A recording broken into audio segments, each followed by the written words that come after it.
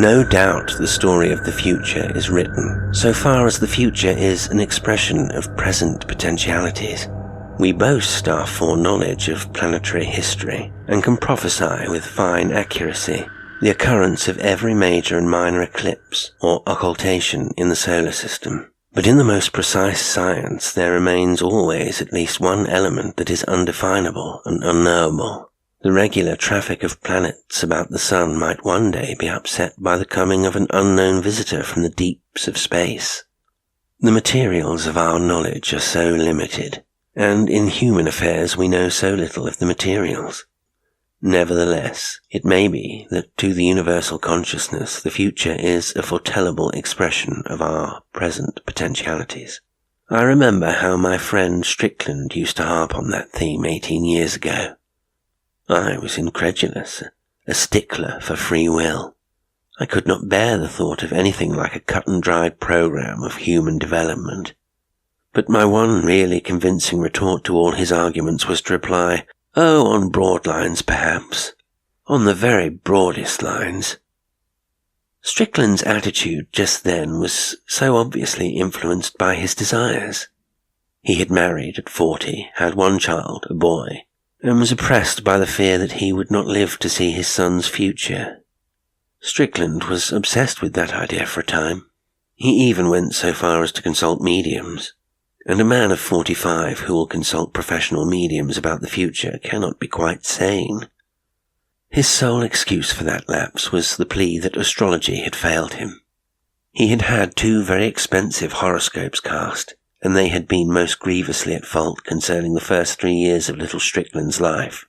Both forecasts had been gloomy with regard to those early years, prophesying a delicate constitution, unusual trouble with infantile complaints, and one horoscope shrugged its inspired shoulders at the critical period of teething, and continued with a kind of cynical despair, as if the astrologer were a little ashamed of the way he was earning his 10 guineas. Should he, however, survive? And the truth was that little Strickland was quite a fatiguingly healthy child. His appetite and his craving for exercise, even at the age of 8 weeks, were admittedly almost abnormal. So Strickland lost faith in the pattern of the stars, and tried mediums who were not so nervous of the magistrates in those days. If he had stuck to one clairvoyant, he might have laid his restless inquiry, but unhappily the first lady he visited misread her client's hopes, and mapped out a successful business career for his little son. And Strickland, who had already fulfilled that destiny in his own life, and had ambitions to see his son leading a really sensible government, took another opinion. The second prophetess, pathetically anxious to please, no doubt, saw young Strickland as a bishop. The third was a shade nearer to the mark, with an admiral. But the fourth, a charming young woman, recently engaged to be married, and collecting a trousseau by her last professional efforts, made the boy a poet. After that, Strickland bought a crystal, and tried to see the future for himself. I laughed at him then, of course, and even now I feel inclined to laugh at those first foolish inquiries of his. But his very earnestness should have saved Strickland from anything like ridicule, and I am glad to remember that I did not laugh when he told me of the one and only vision that came to him through the crystal. It was, by the way, an unusually fine specimen, as big as an orange. He picked it up second-hand somewhere in Soho. As I see it, one of the most intriguing features of Strickland's experience is the fact that he had ceased to probe his son's future when the vision came. The boy was 7 years old then, and had a little sister of 2.5, who had partly diverted her father's attention, and Strickland had probably outgrown the fear of his own premature death, though it may be that his passionate longing for assurance as to the glory of his boy's career had not so much spent itself as been thrust back into his subconsciousness. Superficially, the difference in him was quite obvious. The change of his tone, for example, when he spoke of his son, even the manner of reference. The tender enunciation of "my little boy" had altered to "that young rascal of mine." Just the proudly modest description of the ordinary father.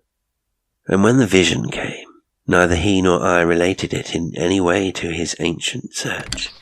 He came to my rooms one evening after dinner, produced the crystal from his pocket, and tossed it over to me. "A present for a skeptic," he said. "I've finished with it." I might have thought that he was clearing up the lumber of his old fancies if it had not been for his manner, but the garment of his initiation still clung to him, and affected me with the strangeness of its mystery. I shuddered. "What did you see?" I asked. "Oh, don't say you believe in it," he said, "after all your jeers at me." "Did you see anything?" I insisted, nursing the crystal in the cave of my 2 hands. I stared into it and saw the faint pink of my magnified palm. No vision came to me, yet I was aware of some potency in the thing. Perhaps some reflection, some translation of one's subconsciousness, I ventured. Strickland sneered. "By God, I hope not," he said. "What were you looking for?" I asked. "For nothing. Wasn't looking for anything," he said. "I picked the thing up by the merest accident. I was going to give it to the little girl, as a plaything." "And then?" I prompted him. "I saw a picture in it. It snatched my attention. I wasn't thinking. And the picture? Hell. Just hell. The real thing. None of your picturesque flames and torture. It came out at me, as it were, and it was, well, the abomination of desolation, nothing more nor less than that." "But," I began. He interrupted me. His eyes were fixed on the vision of a future that had become a fragment of his past. "A waste," he said, in a low, thoughtful voice. "A dead, horrible waste, all black and pitted and furrowed. It looked as if there had been some awful blasting eruption, or as if the whole earth had been scorched and blighted by some unimaginably vast fire. Oh, the terrible gauntness and death of it all." He paused and threw his head back with a queer laugh before he continued in a new tone. "It was just a silly nightmare, that's all, and it had its inevitable element of the grotesque. In the middle of that waste there was a scarecrow, a live scarecrow, digging turnips, if you please. Oh, it was bosh, of course, absolute bosh. I shall have forgotten all about it next week. But I couldn't give the crystal to the little girl after that. You can keep it. Tell me if you get anything." So I kept the crystal and sometimes stared into it, but no vision came to me. It was in the late autumn of 1919 that Strickland got permission to go out to France. The war had made an old man of him, although he was little over 60, and he begged me to go with him. "I should like you to help me," he said. "I have a feeling that we might perhaps hear something about that young rascal of mine.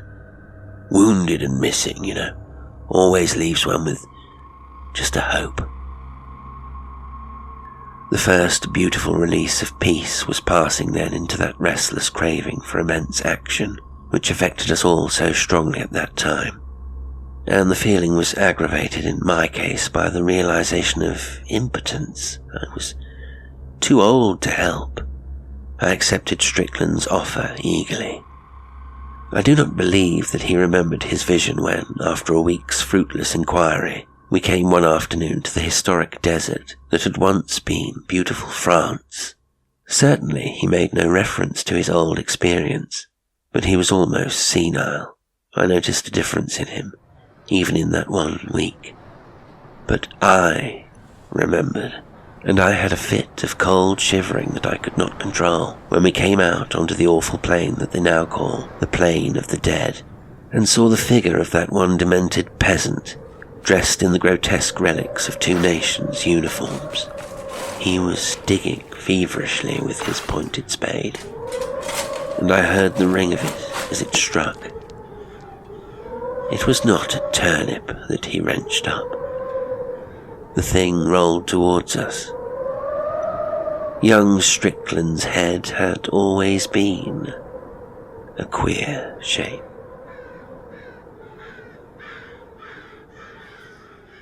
Today's story was Young Strickland's Career by J.D. Beresford. It was read by Jasper L'Estrange.